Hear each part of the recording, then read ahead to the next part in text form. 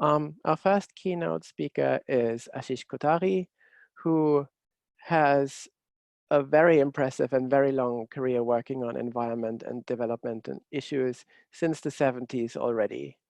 He is the founder, one of the founders of Kalpa Vriksh, an Indian environmental NGO, and has been in one form or another involved in IUCN sessions in, for example, Greenpeace board,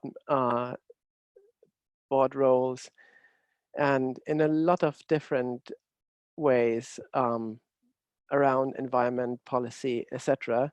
And he's also one of the co-editors of the 3 books that we asked everyone to kind of check out before the workshop, which is The Pluriverse, a Post-Development Dictionary. If you haven't had the chance to look at this book in detail, it is available for sale, but there is also a freely shared version because it is also released under Creative Commons. And it's a fantastic book which will inspire your research for years to come, I can promise you that. So with that, let's get into our first keynote. Give me 1 second while I set this up.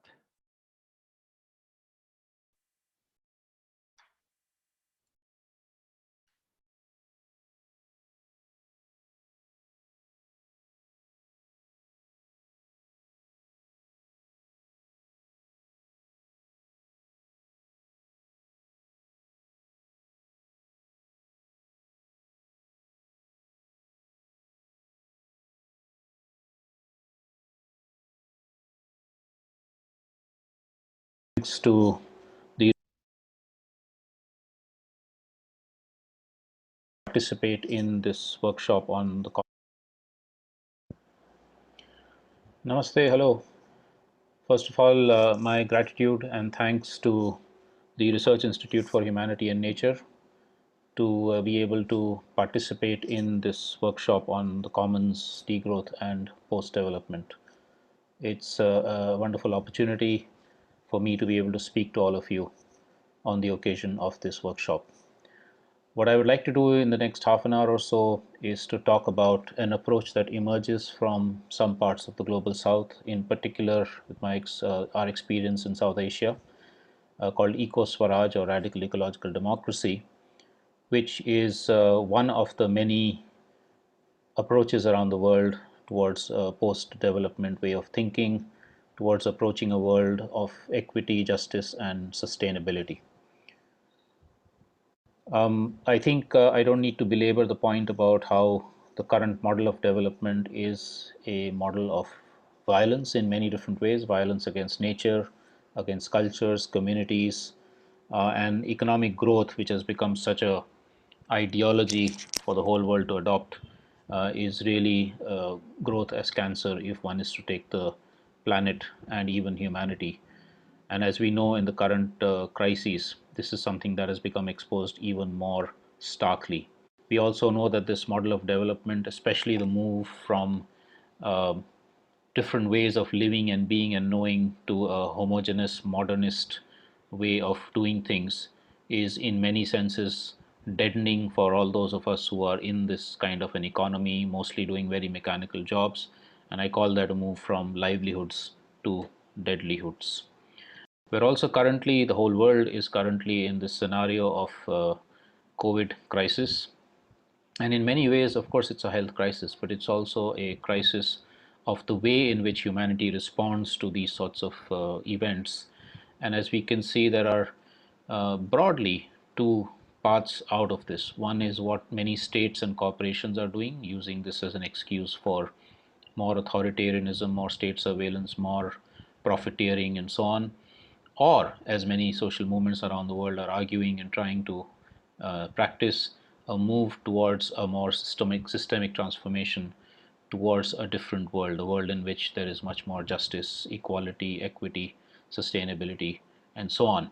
As we see in many parts of the world, there are some amazing responses coming from people towards more ecologically based, more feminist based, more softer, more collaborative, more solidarity based approaches to how do we get out of the current crisis. But of course, we also know that most states are not necessarily taking this kind of a course. So the big question that arises for all of us is, what are our pathways out of these, not just the COVID and lockdown crises, but also all the other global crises we're in, whether it's climate or it's biodiversity or it's inequality or it's conflicts, or it's pollution. What do we have alternatives? Do we have pathways that are able to take us out of the multiple messes that we're in? And to me, I think there are two broad ways we can look at this.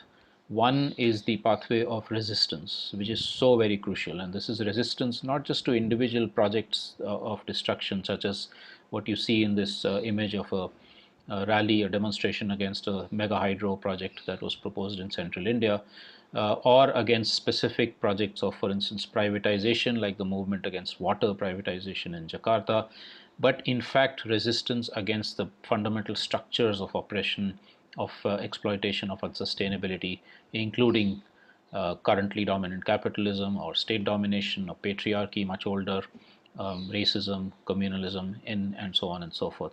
And in very many ways, this kind of resistance, where people are able to show that there's not one way of living and being, but multiple ways of living, being, doing, understanding, dreaming, and being able to actually show that uh, there's a pluriverse of cosmovisions out there of how we relate to the rest of nature, how we relate to each other, and that these can form resistance, these can form alternatives to the currently dominant systems.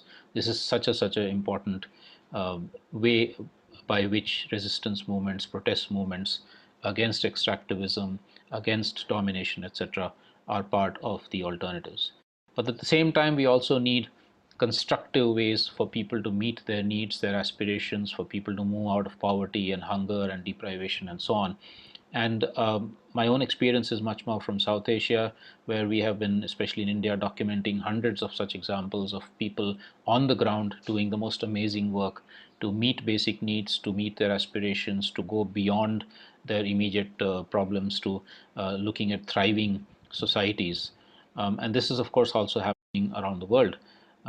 We won't have the time in this presentation for me to obviously give all of these examples, but just to put up a few names, some of which you'll be familiar with, of movements, whether it's to do with the commons, or it's to do with degrowth, or it's to do with transition, or it's to do with exciting stuff happening in the Kurdish Rojava area or the Zapatista area in Mexico, or it's to do with eco-socialism, eco-feminism, feminism, agroecology. There's thousands of places around the world where this kind of radical alternatives are being conceived of and practiced, and we can learn a lot from that.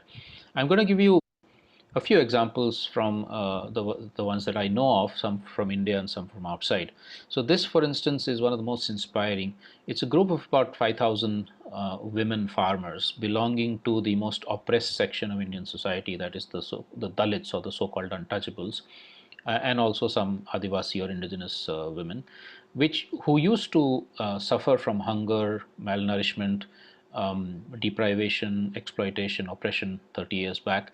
Then they actually started mobilizing themselves, creating women's committees in many of these 70, 75 villages, and bringing back their traditional diversity of seeds, and taking control over their land, over their knowledge, over the water, and also collectivizing a lot of the operations, holding knowledge in the commons, holding seeds in the commons, and through all of that, actually creating an incredible agricultural revolution, moving completely to organic and creating food sovereignty, which is to say complete control over everything to do with the production and the use and the sale and the consumption of food. But along with that, also creating a community media system, making their own films, running a community radio station, and in many other ways transforming their lives to ones that command much greater respect, much better status, a much more equal status than used to be the case. Um, and amazingly, the same women who were suffering hunger 30 years back are today, in fact, in the COVID time, they were producing enough on their farms to be able to also feed others who did not have enough, and to provide for a lot of the relief work that was needed in their area. Similar example is from Bangladesh, where 20, 30,000 farmers, a lot of them women, are leading a quiet revolution towards more sustainable, more agriculturally diverse, more organic ways of cultivation, and also going into their own cultural roots, their own ecological roots, and celebrating agriculture as a cultural phenomenon, celebrating the earth as something that is sacred, and again doing extremely well in the lockdown period. A third example is from the crafts sector, because it's not just agriculture and so on which will sustain the livelihoods and the lives of people. We also need to talk about manufacturing and services and so on, and what are the alternatives there. So in India, for instance, maybe something like 100 to 200 million people would at some point have been employed in crafts, the second biggest employer after agriculture. And today we are seeing, at least in some parts of India, a revival of this kind of craft-based livelihoods. For instance, here in Kutch in Western India, where handloom weaving based on organic cotton has come back. And as a result of that, young men and women are now again expressing their creativity on the loom, doing things which combine both traditional heritage and modern design and products and so on, retaining the heritage but also earning a good livelihood, and in some senses creating a sort of a recreating a sort of pride in their own local livelihoods. Um, we see actually across many parts of South Asia that where villages have been able to revitalize their economies, revitalize their society by also dealing with issues of gender injustice and caste injustice and so on, that these thriving rural communities become a place where not only is out migration into cities reduced or stopped, but in fact there's sometimes reverse migration. People who had moved out into industries or into cities are actually coming back because they find a more conducive and a more exciting atmosphere to work with in their own villages. We also have state supported programs like Kudumbashree in Kerala, where because of localized approach to economy and to livelihood generation, something like 5 million women are able to get dignified livelihoods in their own settlements. And in fact, this was one of the networks across Kerala which did extremely well in the COVID crisis. And many people, I'm sure, know about the Kerala model as being the shining example from India, possibly the only state which did really well in dealing with COVID as both a health crisis and a livelihoods crisis. Moving to cities, again, examples from different parts of the world. Here in Western India, this is an example where in cities, urban communities, especially the most deprived and marginalized communities, are asserting their right to be part of the planning for their own colonies, to be part of budgeting for their own colonies, to be part of deciding what kind of houses, how should we become water self-reliant, what kind of energy systems, how do we deal with garbage, how do we create a local decision making structure in which women are also equally empowered, and so on. So to be able to show that even in cities which are otherwise so anonymous and so difficult to deal with, you can create these kind of transformations of self-governance, of dignity, of self-provisioning for basic needs. In many parts of Europe, for instance, we find that urban youth are taking up some of the most incredible economic activities, which are not oriented towards capitalist profit making and or dominating other sections, but actually about solidarity, about working less with centralized money, more with sharing and caring, more with alternative currencies, more with time banking, sharing one's own resources, more with non-profit kind of approaches where people are having fun, they're enjoying themselves, they're also earning a livelihood. But it's not that they're exploiting nature or exploiting other people in doing so. Coming back to India, very, very interesting examples of how economic democracy and political democracy and social justice go hand in hand. So this is a village which 30 years back, as a part of a movement against the mega hydroelectricity project, also decided that from then onwards, all the decisions to be taken in the village would be taken by the community itself and by consensus, where all the men and the women are involved. And over time, they built the capacity for people to be able to participate in these village level, what they call gram sabhas or village assemblies. Interestingly, also, they about 5 years back converted all their private agricultural land into the commons, and in a sense this tiny village is actually given a huge challenge to the increasing privatization of land, nature, natural resources, knowledge, and so on that is happening around the world. And they gave a very interesting slogan saying that even as we elect the government in Mumbai and New Delhi, in our village, we are the government. And I'll come back a bit later on the kind of what this means for democracy. Inspired from this, a federation of 90 villages in the same area in central India have created or are moving towards what they call Adivasi or indigenous self-rule. They've stopped a mining proposal from the government by a corporation. They are moving towards more sustainable livelihoods based on forests, reclaiming their community rights to the forests and the land, looking at what were their own indigenous systems of governance and how can you build on that, but also change them to make them more equitable, for instance, by women also being empowered to be part of the decision making process and to assert their indigenous cultural identity, including by questioning the way the education system works, which alienates their children from their own communities, and how can you change that education system so that it's rooted in their own cultures and their own ecologies, but also enables children to learn from outside.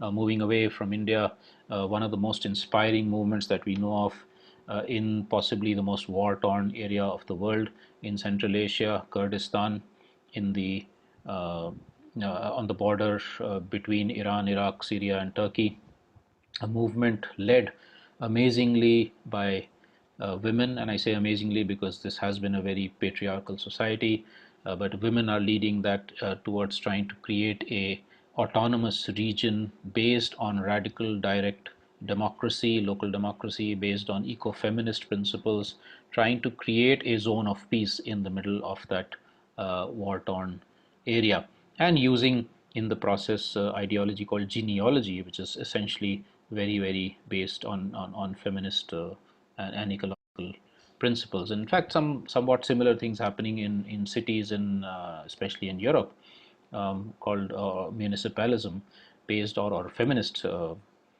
politics, which is based much more on caring and sharing and not on this intense and hostile competition, which politics is unfortunately based on across the world, and also creating fearless cities where refugees and migrants are able to live with dignity rather than in fear. Across the world, we also see thousands and thousands of examples of what is called territories of life. They used to be called ICCAs, community, indigenous and local community conserved areas. These are territories, some small, a few hectares, some huge, tens of thousands of square kilometers, where indigenous people or other local communities have asserted their control over these landscapes and seascapes and are trying to sustain nature and natural resources and wildlife and biodiversity while also creating or sustaining dignified livelihoods for themselves based on their own culture, their own knowledge, but also learning from outside, working with NGOs or sometimes also with governments to try and achieve this kind of relatively autonomous and self-reliant, self-sufficient ways of living with the rest of nature. One of the most important things out of this, to go back to to what I said about education, for instance, is that other aspects of society which impinge on people's livelihoods or which report on people's livelihoods or which train new generations, such as the education system, the media system, arts and technology, who is controlling these? Who is it meant for? What kind of people are produced out of it? What kind of learnings do young people get out of it? What kind of truths are actually given out there? Whose truths are given out there? Is all absolutely important. And what we see in different parts of the world is the attempt to deal with the mainstream media and the mainstream education system and mainstream technology, which is dominated by corporations and the government, to deal with it by either confronting, challenging, and trying to change that, or also creating alternative learning spaces, alternative media spaces, alternative technologies by re-democratizing all of these spaces to have it much more in control of ordinary people and much more locally rooted, much more rooted in ecologies, much more rooted in cultures and so on. Many examples again from different parts of South Asia and the rest of the world. And one of the most interesting things I find here is going to education is that the ancient word, the root of the word school from ancient Greece is skole, which means leisure. And I know that in India, certainly, there are very few schools where children are given leisure. In fact, most schools are like citizens. Now, when all of these kinds of people's movements happen around the world, we also see that policy shifts take place, that governments do and can respond, where often they're in fact a big stumbling block, or they can be even hostile and regressive. There are situations where they can also be progressive. So whether it's through legal changes, such as in many different parts of the world, the acceptance of basic needs as fundamental rights in constitutions or in law, the recognition of indigenous and community territorial rights, affirmative action for people who are or sections of the population that are marginalized, programs such as for organic farming, renewable energy, for much more public transport in many cities in Europe, for instance, and also, of course, the United Nations based agreements and treaties, which can be powerful tools for movements and communities to use. In themselves, they just sit there, they're just pieces of paper. But if you have a mobilized community, you can actually use the different environmental conventions, human rights conventions, indigenous peoples' rights conventions to fight for your own rights and to struggle for more dignified livelihoods and life wherever you are. Obviously, none of these are perfect. Obviously, nation states, by and large, are not going to want the fundamental transformations we're talking about. But spaces do get created and can be created even in governments to be able to enable more dignified ways of living.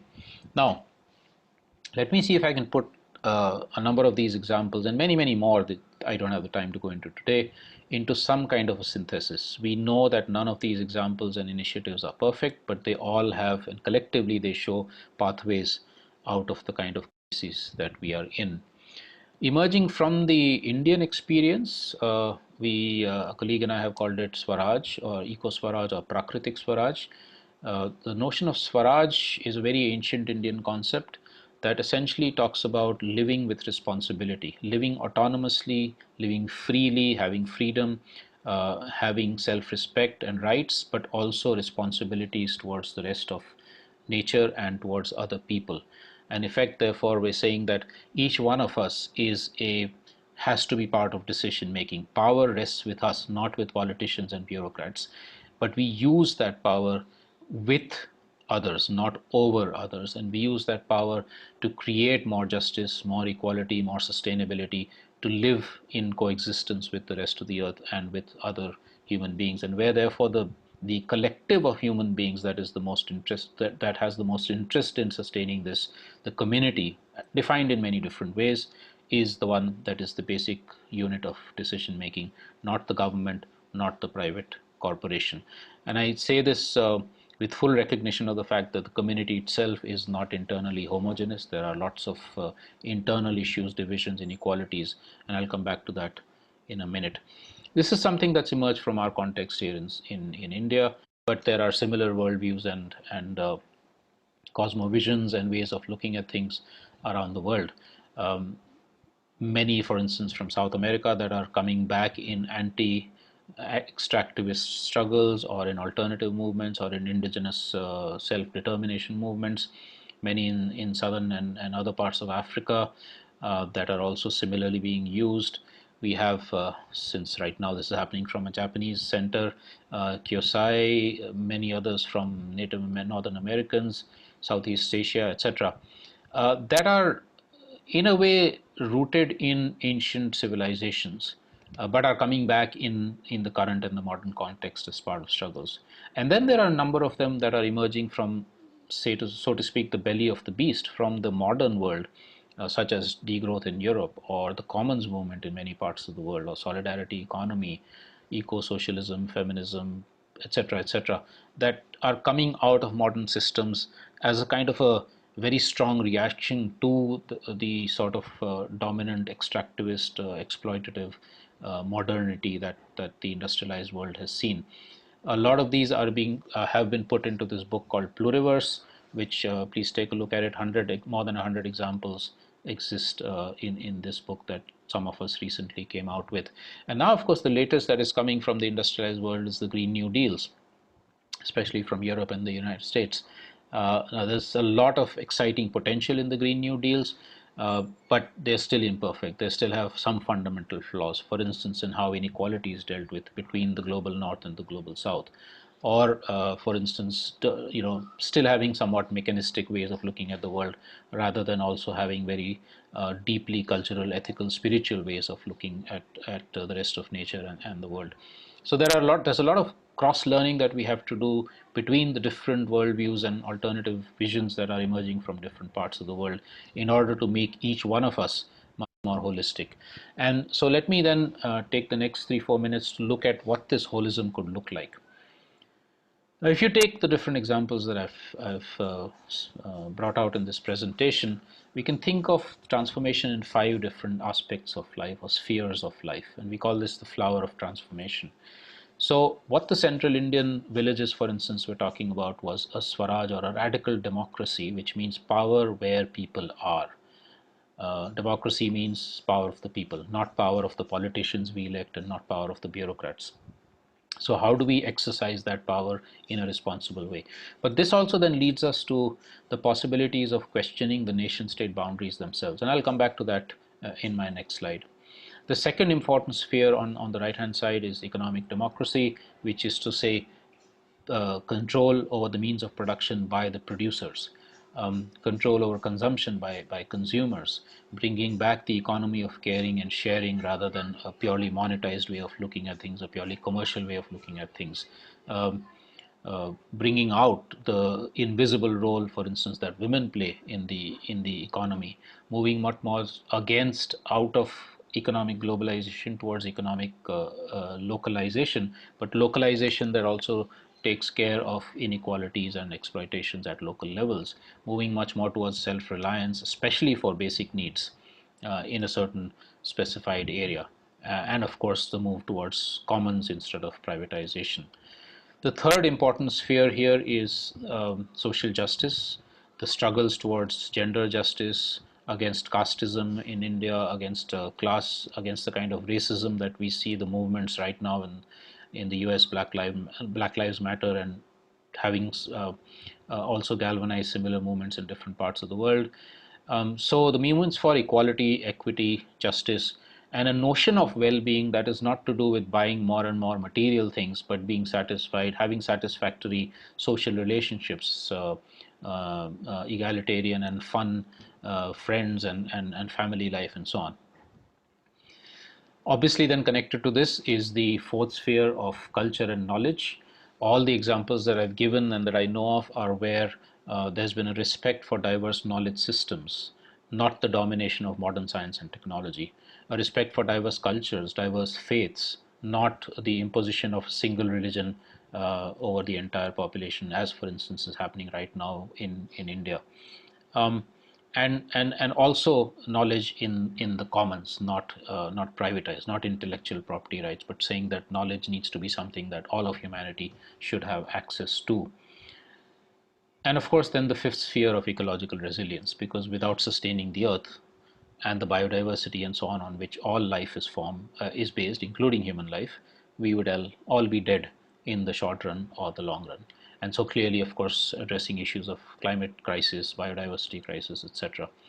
Now, at the center of this flower of transformation is, I think, the most important part of all of this, which is the ethical principles and values that emerge from this. But before I get to that, a quick look at what I was talking about, which is if you talk about radical democracy and Swaraj, we also then have to question the boundaries of nation states, and in fact the domination of the nation state, maybe even the concept of the nation state. So South Asia, for instance, has been historically divided largely because of colonialism into different countries: India, Pakistan, Bangladesh, etc. Some is of course more historical. But these boundaries have also cut ecosystems into two, such as a huge mangrove ecosystem between Bangladesh and India, or the desert between India and Pakistan, or the cold Himalayan aspects, or for instance, Tibet and Ladakh, which are more or less the same sort of a plateau between India and China, where currently there's a huge face-off tension that is taking place. So, can we reimagine our political decision making towards actually thinking of these ecosystems, which are also biocultural areas where there are fishing communities or nomadic pastoral communities or others, as being units of decision making that kind of dissolve or begin to dissolve the nation state boundaries? This is something that's worth thinking about and moving towards. And it's not necessarily a complete utopia. This kind of thing has happened in other parts of the world. So that center of the flower of decision making is a set of ethical principles and values, which I think is the most important part of this whole story. Because it's not as if we can learn from one example and replicate it somewhere else, or in fact upscale it. I think replication and upscaling are faulty concepts. These are corporate or government kind of concepts. What we're talking about is, since every place is unique in some way or the other, it's economically, ideologically, ecologically, politically different from every other place, culturally different. We need to look at other examples and say, okay, what are the lessons we can learn from them and apply them in our own context? And to me, it's this set of values that's really crucial. So for instance, working through cooperation, collectivity, solidarity, and the commons, rather than through selfish individualism, or working with the rest of nature rather than in an exploitative sense, respecting the rest of nature just as we want respect for each other, working in ways that are non-violent, in the ways we speak, the ways we act, the ways we do things, working for autonomy and self-governance, as the many examples that I've given you, etc. I obviously we don't have the time to go into all of this, but I think this really is at the crux of this, and this is what actually will bind.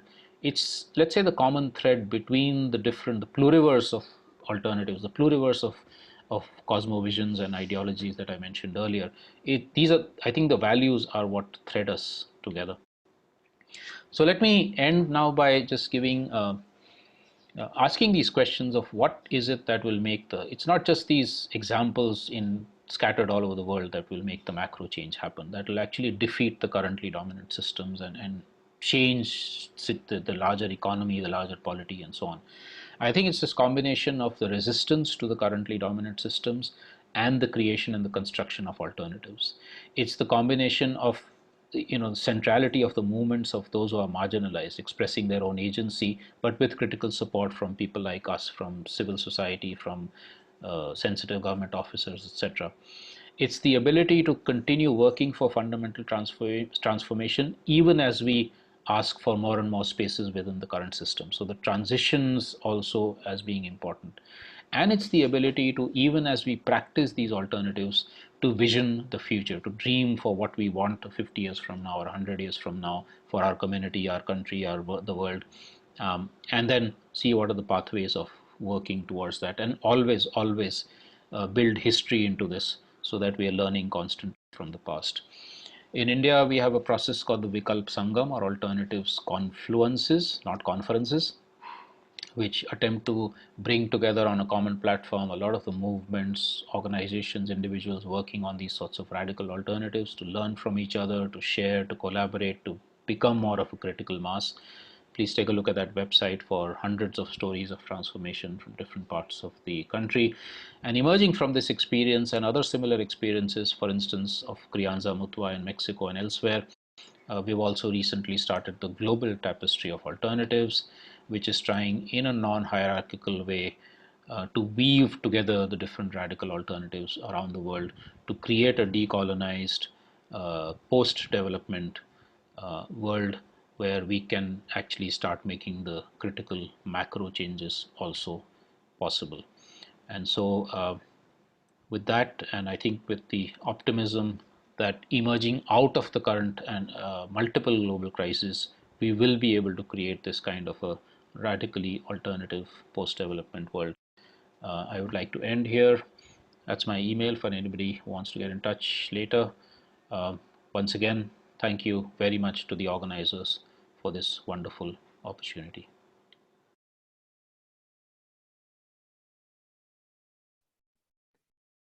And that brings us to the end of our first keynote. Thank you very much, Ashish. So now let's move on to the discussion section. As I've noted, there are already some questions in the channel for Ashish. I would like to go through the questions one by one. I do think that the first person who asked the question actually is currently not part of the call, so I will read the question out. because it's interesting, and I think other people probably would want to like to hear the answer as well. So the question, is that okay for you, Ashish? That's fine. Do you want to stop screen share? I think your screen share is still on. Sure, yes, I can stop that. 1 second. Thank you. Very nice, okay. So the first question is by Takuya Takahashi, and he says, I was so impressed by the rich and diverse examples you presented. How can we share such examples between the global south and north? I'm wondering about this issue because backgrounds vary so much between these two parts of the world. Please share your thoughts based on your experiences of the global tapestry of alternatives or other projects.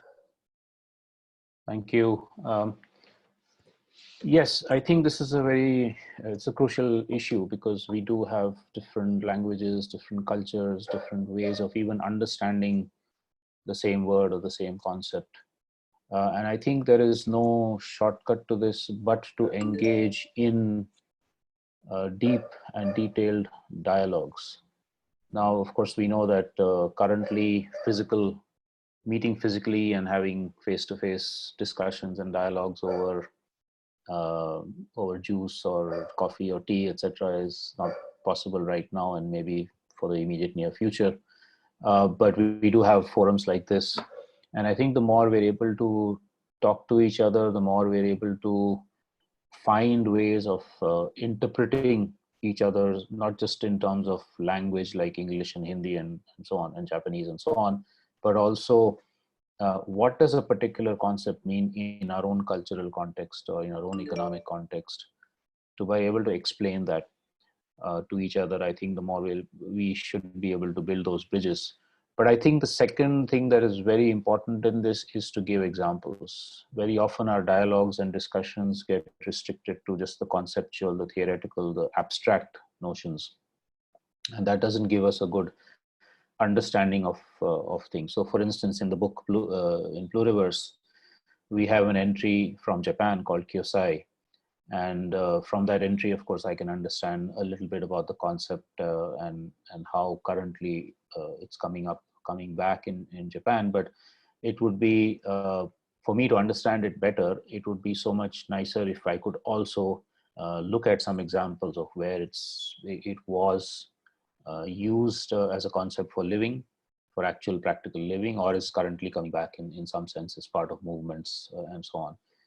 And which is why in my presentation, I tried to give a number of examples so that we could understand when I say radical ecological democracy, or when I say Swaraj, or when, for instance, the Kurdish women say genealogy, what exactly do they mean by actually looking at how their lives are being lived, how they're trying to make the change, how they're trying to live the change and the transformation that they talk about. So I think we need much more of these dialogues, much more of exchange of material, information, films, documentation, podcasts, etc., that we can learn each other. And finally, also much more expressions of solidarity with each other. We know that a number of movements around the world are threatened by the current state and the corporate system. And by understanding why those movements are there and what threats they face, and by expressing solidarity, also we build the bridges across cultures and communities that are so important. Thank you. Thank you very much. I think there were some very important points in there, and I think this workshop actually, if it can help to do some of the things that you just mentioned, then I think for us organizers, it was already a success in that regard. So I would like to move on to the next question. And I think the person who asked the question is in the chat, but asked that I read it out. So the question is from Bettina. I understand that the variety of different post-development strategies can bring enrichment, and it is important because every community is unique. However, the most common claim against this variety is that it is too complicated to be understood by the majority of people.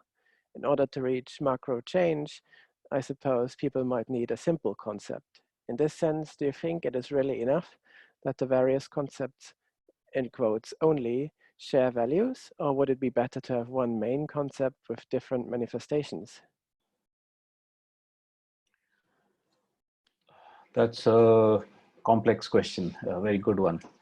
When my four co-editors and I were putting together the book Pluriverse, this was a question that we had. We were orienting the book towards understanding the fact that there is a diversity of solutions, a diversity of alternatives, a diversity of ways of being and look and knowing and understanding and dreaming and thinking and so on, and that we should not try to conflate all of these into a single notion, which is exactly what developmentality has done, or Western modernity has tried to do. But on the other hand, we also had this complex task of trying to figure out, but then what is common between them if we don't use a single term. And here, as a slight but I think important digression, just like we have in the global South, we have sort of very blindly accepted what comes to us from the West. I think we have to be very careful not to blindly accept, and we've done that with all the regressive things like development and growth and so on. We should also be careful not to blindly accept the alternatives. So for some reason, degrowth seems to be something that everybody thinks might be relevant, and it's a fantastic concept, but it's a fantastic concept for a certain context, not necessarily for the whole world, and which is why this pluriverse of worldviews and practices is so important. But there are things that thread us together, and I think that's where we can reach people's minds and hearts, which is the fundamental values, the ethics, the value of love, the value of solidarity, the value of compassion, the value of living and relating to each other in ways that are complementary rather than competitive.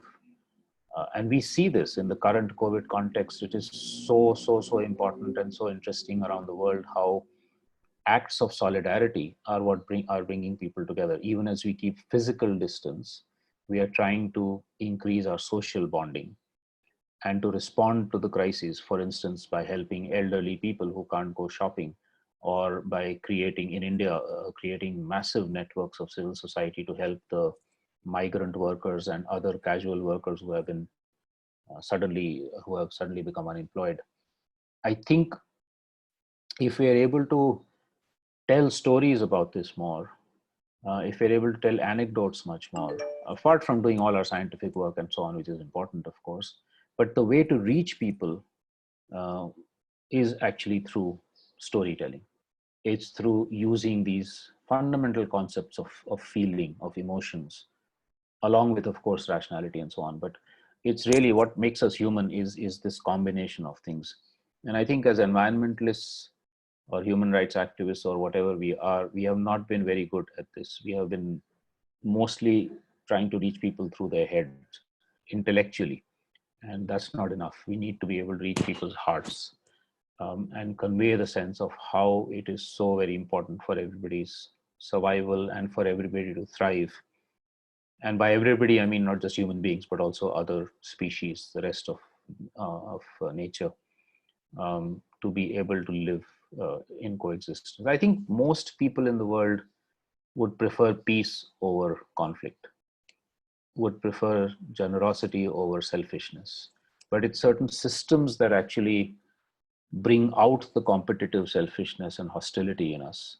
And I think the more we can actually relate to each other, change, build the cultural dialogue, etc., that I spoke about earlier, the more we are able to prioritize the peace loving part of ourselves, the harmony loving part of ourselves, the solidarity loving part of ourselves. So I think this is what we should do. So I think the temptation to, sorry, this has been too long an answer, but the temptation to try and put everything into one concept or one value, I think should be resisted, because what that will do is it will become another imposition, a cultural or some other form of imposition on this diversity of things. And I don't think diversity is necessarily complex. If we can tell stories, if we can tell 5 stories to our children of 5 diverse systems, and they say, okay, what brings them all together? Love, compassion, solidarity, but also respect of diversity.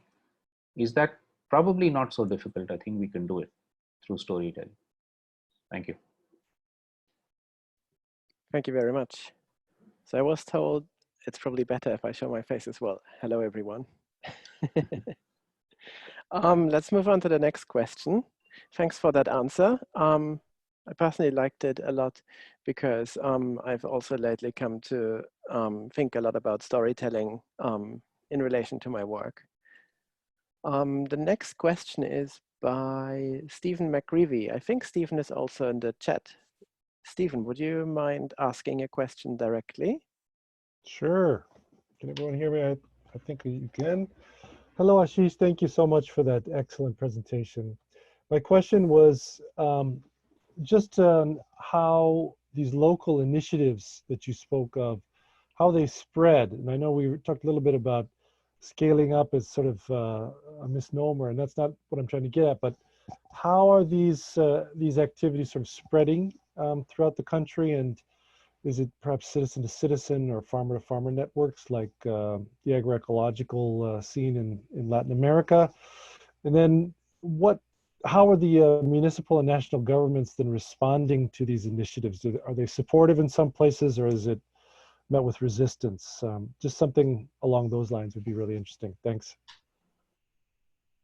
Thanks, Stephen. And that's a lovely background. Is it a desktop background, or is that actually the environment you're sitting in right now? Yeah, it's a desktop background, but it's near my home here in the mountains. Oh, okay. Yes. So I should be jealous. Thanks, Stephen. Yes. So I think there's two very important ways to what I say scale out rather than scale up. And as I already mentioned in the presentation, scaling up is a very corporate concept, even though many NGOs also use it for becoming bigger and bigger empires. So scale out is the idea that, okay, if, for instance, the Dalit women farmers of Deccan Development Society in South India that I mentioned have created this amazing process of achieving food sovereignty, it would be important to try and learn the lessons from how they did it, why they did it, how did they overcome the hurdles, what were the fundamental values coming out of that. And then those lessons, and especially the values, can then be learned by another community and say, well, if they could do it, why can't we also do it? But we base it and modify it according to our own cultural, ecological, economic context. And so this requires, one of what you're saying is networking. But this would be not just networking within the same thematic area. So an agroecology network is absolutely important so that farmers can learn from each other. But it also needs to be agroecology along with, let's say, the gender, the feminist movement, along with, say, the ecological movement, along with, say, the health movement, and so on, which then enables communities or collectives to actually become more holistic in their transformation. And the process I mentioned, Vikalp Sangam in India, Alternatives Confluence, is one such platform for this kind of networking and exchange and so on. But it also needs a lot more support from civil society in terms of documentation, putting the stories out there, enabling the exchanges to happen, etc. But the second crucial thing here is policy shifts. And this relates to the second part of your question. By and large, when radical grassroots alternatives become large or become effective, the state tries to either subvert them, co-opt them, or hit back, because it does challenge fundamental relationships of power and so on. But there are also, like I said earlier in the presentation, there are also elements within the state, or at particular points in time, the nature of the party in power or whatever, that is more conducive, more open to these kinds of ideas. And then you bring in policy shifts. For instance, in India, about 16 or 17 states have policies or programs for promoting organic, sustainable farming. Now, this would have been unthinkable 20 years back when everybody was promoting, or 15 years back when everybody was promoting chemical, green revolution kind of agriculture.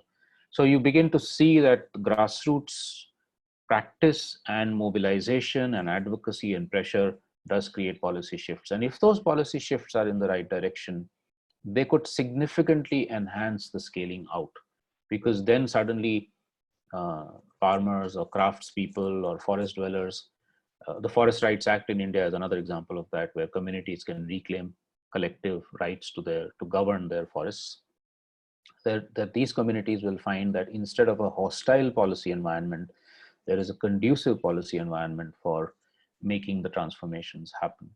And I think so we need to, until the state exists, eventually, like I said, maybe we don't even need a nation state, but until there is one, to try and make it accountable, to make it more positive in terms of policy shifts, etc. And we have many examples around the world where that has also happened. Exceptions, but nevertheless they're there, and they prove that it is possible. So we need at least these two things for the scaling out and the ability for much wider transformations to take place. Thank you. Thank you.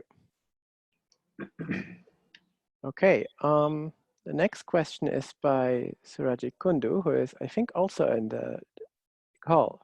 Would you like to ask a question directly?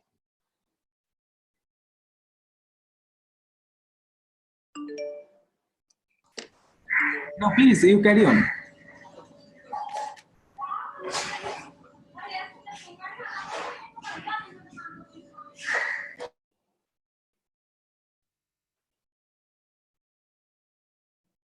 Christoph, I think he said that you should carry on and ask. Okay.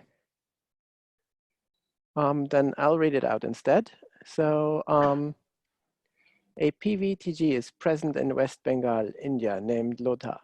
Central government excluded the name from central PVTG list in terms of developmental work at present. What should be the possible ways to develop them in this condition using local government?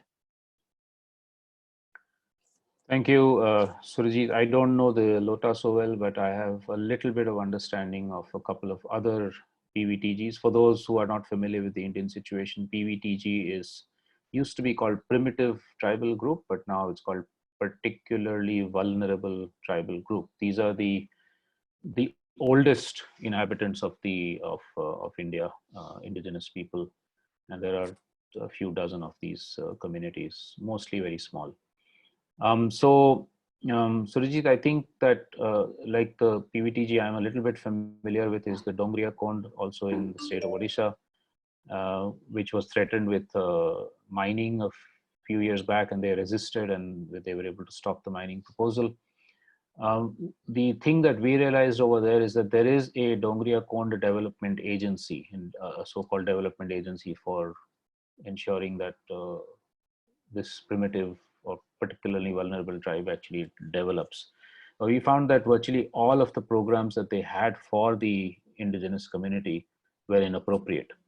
They did not base themselves on indigenous knowledge. They did not understand or try to build on the local ecological circumstances, their own natural resources, their food resources, their agricultural systems, etc., all of which are fantastic. They're sophisticated systems.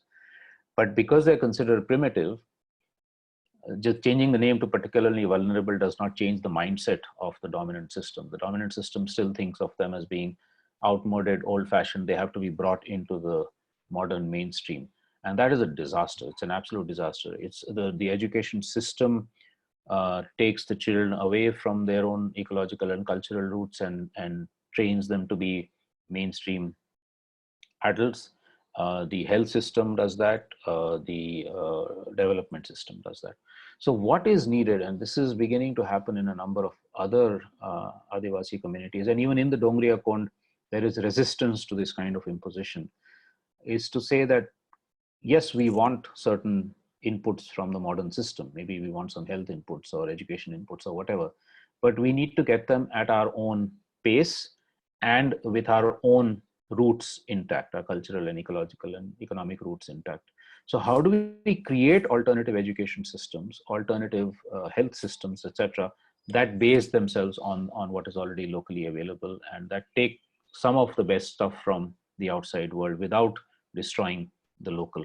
I think that's the kind of, I wouldn't even call it development. I would say that's the kind of well-being model that needs to be promoted all across the world, where the agency of the local community is still very much intact, and where that is being added to by appropriate inputs from outside. And these hybrid systems, so to speak, with local governance intact are available in some other parts of India, which we are trying to see whether in fact there can be a dialogue between, say, the Dongriya Kond and the other indigenous communities or other communities that have tried this, so that they can work something out. So just to end there, I think development as we know it, whether in the short run through mining and so on, or in the long run through completely transforming and alienating generations of indigenous people and other communities, is extremely dangerous and threatening. We have to find alternative ways of dealing with this, and all of us are responsible in that sense to help the communities in finding those alternative ways. Thank you. Thank you.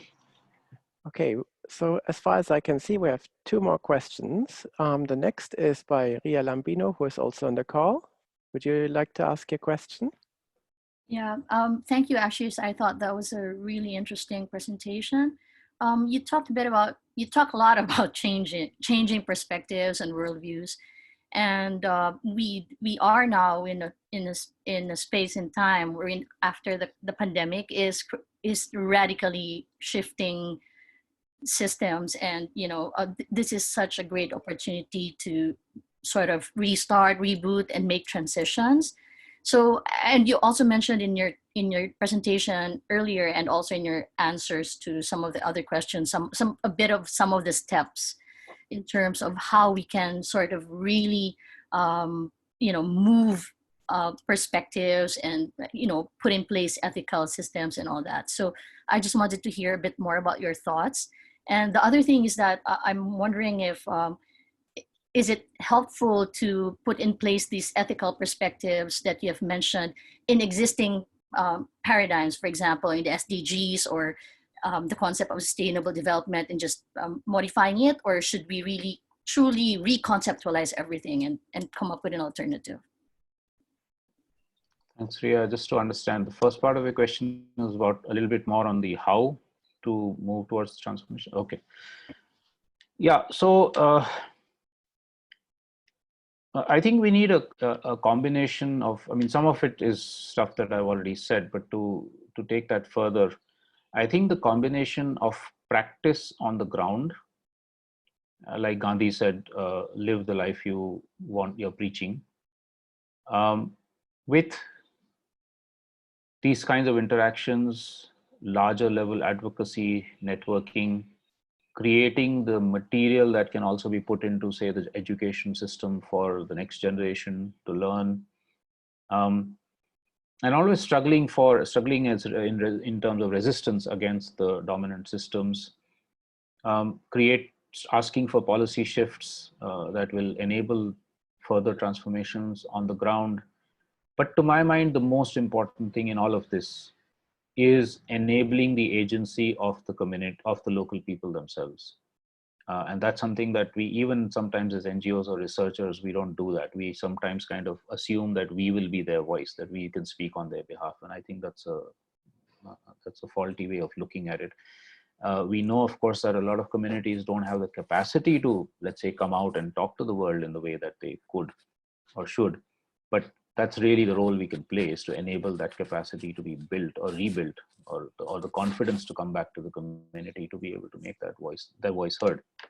So, then them being part of the policy advocacy, them being part of actually having community to community exchanges at much larger level, is, I think, to me, the most powerful way of doing it. One way in which I do not believe much radical transformations will take place, which is unfortunately what, for instance, a lot of revolutionary left parties have done. Okay, let's take power, let's take over the government, and then we'll transform the whole society. But as we know, whether it's from Greece or it's from Bolivia or from Ecuador or whatever it is, yes, revolutionary left can be better at things like welfare and at making services public again rather than private. But fundamentally, the economy and the politics does not transform in the way that the flower of transformation that I've spoken about. Power doesn't necessarily go straight down to the people. The economy is not transformed from being extractivist, industrialist, etc., to being much more sustainable. So I think capturing power is not the way to go. It's really about the powerful transformations on the ground. And I know that's slower. And in a climate crisis, we all want to rush into solutions, but I really don't think that solutions are going to lie in centralized decision making. As far as the ethics part of it is concerned, and this relates again to the first part of what I just said. So if you look at the Sustainable Development Goals, I think there's some great stuff there. It's certainly much, much better a framework than the Millennium Development Goals in many ways, especially including gender and environment and so on. But one of those 17 goals is still economic growth. Right. And that's just one of the many internal contradictions in the SDG framework. I've written about this and I can send it to you, is that you cannot actually, if you look at it, there's two very crucial missing elements in the SDGs, which was missing also in the MDGs. One, a statement of a very deeply well thought out statement of what is the crisis and why are we in the crisis? Not just what it is, but why are we in the crisis? And which is why, for instance, there's no mention of the fundamental economic and political structures that have created, even things like patriarchy, etc. is kind of, it's not there in the diagnosis. And the second crucial missing element is a statement of ethics. What are the values that should be underlying the entire SDG framework? It's not there. As far as when I read it many years back, I couldn't see it. And so I think tweaking the SDGs a little bit or tweaking mainstream development models is not going to work. We have a whole section in Pluriverse of about 13 or 14 essays of how superficial or mainstreaming solutions kind of approach will not work. We do need to fundamentally change. And if we were to, for instance, fundamentally change the SDGs, I would knock the economic growth section out, goal completely out, and replace it with, okay, what are the well-being approaches around the world that we can build on, right? And on politics, I don't know which goal it is, governance, whatever goal it is. In that goal, I would say governance needs to go down to the most grassroots level. We need to build the principle of subsidiarity into all political governance, and it should not be based or centered on nation states. And then we would need to change the global governance system. The United Nations is not fit for dealing with the kind of global crisis that we are in. We need united people's assemblies across the world, such as the Amazon assembly that just happened yesterday and day before. So I would say we need more systemic fundamental changes, and not putting ethics into the SDGs by itself will not necessarily make those transformations happen. Thanks. Thank you. Thank you. So we are officially out of time, but I've received permission from the host of the next networking session, if that's okay with Ashish, to take 2 more questions, because we have 2 more questions here in the channel. Sure. I also see that Dr. Akarna Patnaik is on the call. Would you like to ask your question directly?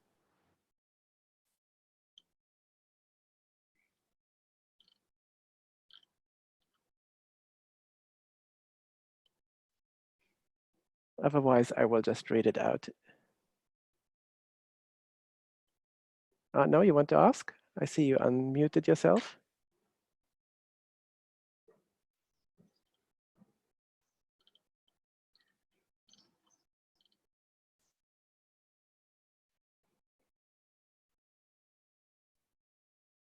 Unfortunately, I can't hear you. So I'm going to read out the question instead. So the question is, I just want to know the difference between community Swaraj and Eco-swaraj, as the examples that you presented dealt more with communities becoming self-sufficient and in alliance with environmental factors. So do you think the community Swaraj is a better representation of what would lead us to degrowth? Thanks, Archana. I think the fundamental concept of Swaraj should be enough. The reason why we use Eco-swaraj or Prakritik, that is natural Swaraj, is because the ecological aspect has often been missing in the articulation of Swaraj In Gandhi, it is there to some extent, but also not done deeply. In his economist disciple Kumarappa, he actually does go a bit more into the environmental ecological aspect, but it's just something that we wanted to highlight as being a fundamental basis for any kind of transformation, because without, like I said in my presentation, without protecting the earth and our natural environment, we will all be dead anyway. So that's the only reason we actually put that prefix, the eco or the prakritik, in front of Swaraj. But yeah, I mean, you can certainly use community Swaraj, you can use even just Swaraj, as long as it's explained as being something that is multi-dimensional, multiple spheres. Sorry, there was a second part. What was the last part of the Christoph? I missed that. Do you think community Swaraj is a better representation of what would lead us to degrowth? Yeah. So again, let me go back to what I said and re-emphasize this. In a country like India, and actually across the global south, I do not think degrowth is going to fly. It is a concept that people are going to react to violently as soon as you say it, because most people still think of themselves as needing growth. And if you are a poor person in some village, then somebody coming and telling you you have to degrow is just not going to work. And why do we want to use a concept that's emerged from Europe and is very relevant to the industrial world, including industrialized parts of the global south? Yes, of course, or those of us who are leading excessively consumptive lifestyles. But we have Swaraj in India. We have Bougainvillea and Sumak Kause and Kamatsu Saike and so many others from Latin America. We have Ubuntu and so many of its variants across Africa, Kyosai in Japan.